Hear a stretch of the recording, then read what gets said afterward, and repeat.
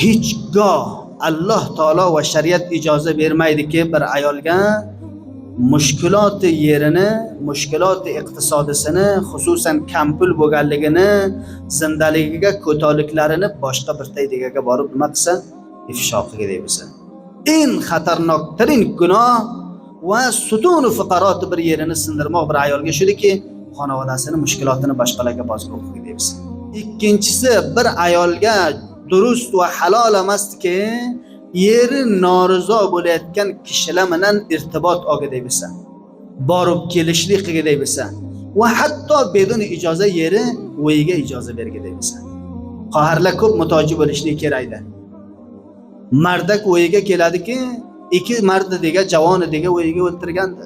Undan so'rasa aytadiki, "Valo men pahantunga u maktabga buni bilan birga edim.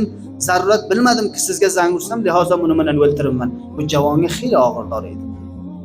Xususan mardlarki tashqariga nima gaplar bo'layapti, jamiya nima shaklga ketib yotibdi, qancha fasod avjiga borgan, mardlar yaxshi biladi vaqtiki xotiniga aytadiki, irtibot olmagin falon xonavodasi bilan, falonini o'yi bilan, falonini kila bilan, robitang borib kelishliging bo'lmasin, oyandaga men ehsosi xatar qilaman.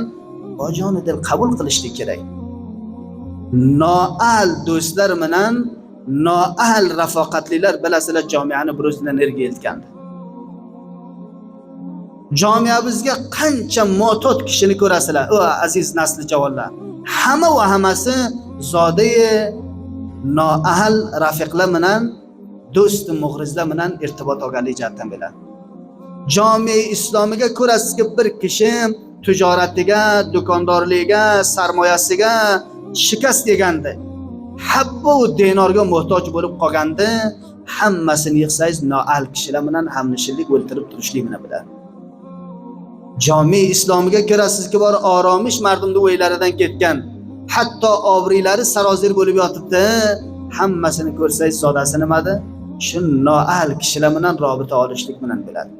Qurboni bo'lsam Rasululloh sallallohu alayhi vasallamga aytdilarki, halol emas, durust emas bir familga, bir xonavodaga, bir xotinga yeri bir kishilardagi ijoza bergan bo'lmasa robita olishlikka, ular bilan robita olmasin dedi.